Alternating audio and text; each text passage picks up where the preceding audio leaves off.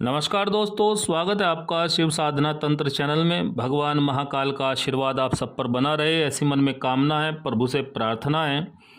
दोस्तों, आज हम चर्चा करेंगे कि जब हम तंत्र से पीड़ित व परेशान हो जाते हैं तो हम पर क्या गुजरती है, किस प्रकार की बातें हमको सुनने को मिलती हैं।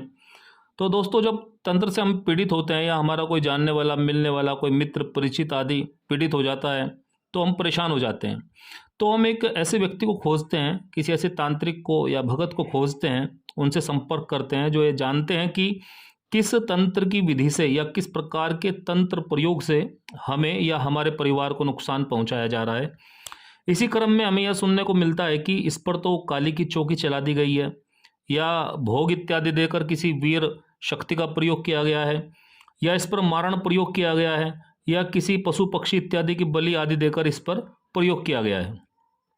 आगे वो भगत या तांत्रिक आपको बताता है कि जिस भोग भेंट को देकर मारण प्रयोग किया गया है, उससे दुगना भोग भेंट इसको उतारने के लिए आपको देना पड़ेगा।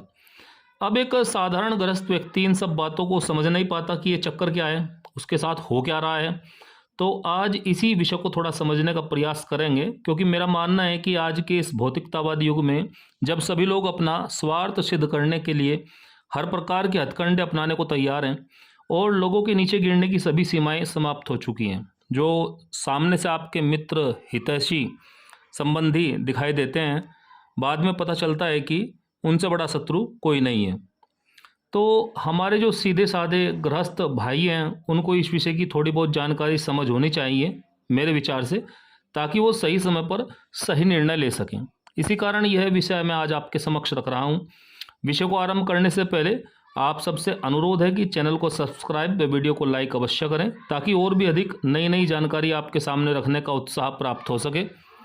तो देखिए, आज के समय में हमारे सनातन धर्म का जो मूल विज्ञान है, जो मंत्र तंत्र आदि का जो ज्ञान है, उसकी जानकारी बहुत कम लोगों को है, और युवा पीढ़ी को तो बहुत ही कम है। युवा पीढ़ी तो बस मंदिर जाकर घंटा बजाना और प्रसाद इत्यादि चढ़ाना, यहाँ तक ही सीमित होकर रह गई है। परंतु जब आप प्राचीन ग्रंथों का, जैसे महाकाल संहिता, अगस्त संहिता या अन्य ग्रंथों का अध्ययन करेंगे, तो आपको बहुत गहन ज्ञान विज्ञान वहाँ लिखा हुआ मिलेगा। ब्रह्मांड का उन ग्रंथों के अनुसार ही आपको बता रहा हूँ कि ब्रह्मांड या प्रत्येक पिंड, जो छोटे से छोटा कण इस ब्रह्मांड का है, उसमें भी एक ऊर्जा होती है, जो कि उसमें स्थितिज ऊर्जा के रूप में संरक्षित रहती है। स्थितिज ऊर्जा या गतिज ऊर्जा इत्यादि तो आपने पढ़ी भी होगी विज्ञान में। तो उसी प्रकार की एक स्थितिज ऊर्जा के रूप में उसमें संरक्षित रहती है, जिसको हमें चलाना पड़ता है मंत्रों के द्वारा। उस ऊर्जा का रूप परिवर्तित करने के लिए मंत्रों के साथ साथ यंत्रों का भी प्रयोग किया जाता है, और साथ साथ में किस स्थान पर यह प्रयोग किया जा रहा है उसका भी अपना महत्व होता है। जैसे कि यह सुनने में आया कि किसी व्यक्ति के ऊपर किसी देवता की शक्ति को, लोक देवता की शक्ति को, या किसी वीर की शक्ति को, या काली की शक्ति को चला दिया गया, जिससे कि उस व्यक्ति की मृत्यु हो जाती है। तो इसके दो चरण होते हैं। पहले चरण में कोई ऊर्जा ऐसी होगी जो उस व्यक्ति के शरीर पर अपनी ऊर्जा का इतना दबाव बना देगी, जो उसकी जीव शक्ति है, उस व्यक्ति की जो अपनी जीव शक्ति है, उसको धीरे धीरे बहुत क्षीण, कमजोर कर देगी, और उस ऊर्जा को इतनी अक्षीण कर देगी कि आखिरी में उस व्यक्ति की मृत्यु हो जाएगी। यह इसका उल्टा भी हो सकता है कि उसकी ऊर्जा इतनी अधिक बढ़ जाए व्यक्ति की कि उसका शरीर ही फट जाए। यह आपको थोड़ा समझाने के लिए मैंने बताया है। अब इसका प्रयोग करने के लिए करते क्या हैं, तो वो समझिए। मान लो हमें बताया गया कि मुर्गे की बलि देकर मारण प्रयोग किया गया है। तो मुर्गा जो कि एक जीव है, जिसमें अपनी एक ऊर्जा है, प्राण ऊर्जा है, तो उसको शमशान इत्यादि में ले जाकर, यानी कि स्थान का अपना महत्व है, तो उसका जो पिंड है या जो शरीर है, उसकी प्राण ऊर्जा है, उसको कुछ मंत्रों आदि द्वारा प्रयोग करके, मंत्रों के उच्चारण से, मंत्रों के देवता का आवाहन करके उसको समर्पित किया जाता है। तो इस प्रकार मुर्गे की प्राण ऊर्जा को मंत्रों के साथ सन्निहित करके, तथा साथ में जो शमशान में उपस्थित अन्य ऊर्जाएं होती हैं, उनका भी उसमें योग करके, इस प्रकार इन तीन ऊर्जाओं को एक साथ मिलाकर, पहले तो पिंड की यानी कि उस जीव की ऊर्जा, प्राण ऊर्जा, मंत्र द्वारा देवता की ऊर्जा और शमशानी शक्तियों की ऊर्जा, इनका जो योग बना, इन तीन ऊर्जाओं के योग को एक लक्ष्य दिया जाता है, जिसकी एक अपनी विधि होती है। जैसे कि आजकल आप देखते हैं कि युद्ध में मिसाइल को एक निश्चित लक्ष्य दिया जाता है और वह कई सौ किलोमीटर दूर जाकर उस लक्ष्य को भेद देती है, उसका निशाना बना लेती है। इसी प्रकार मंत्र विज्ञान में है, ठीक इसी प्रकार उस ऊर्जा को निश्चित लक्ष्य पर भेजा जाता है।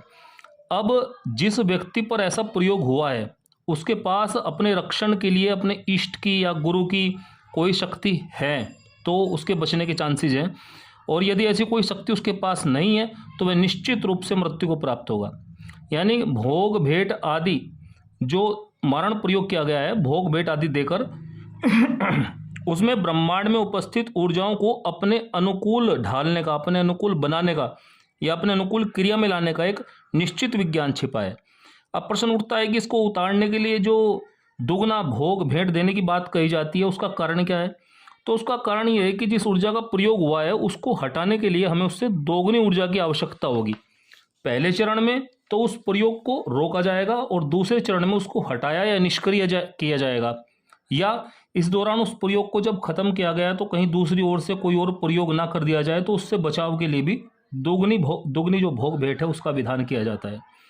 तो ये सब समझना आवश्यक था कि तंत्र में भोग भेंट लेकर आखिर कैसे मारण प्रयोग किया जाता है, और आगे की वीडियो में हम समझेंगे कि ये काली कौन सी काली है जो भोग भेंट आदि लेकर किसी के प्राण हर लेती है।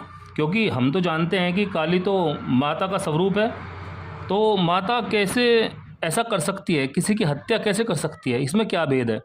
तो ये अगली वीडियो में समझने का प्रयास करेंगे। तब तक के लिए नमस्कार दोस्तों, जय महाकाल, जय माँ पीताम्बरा।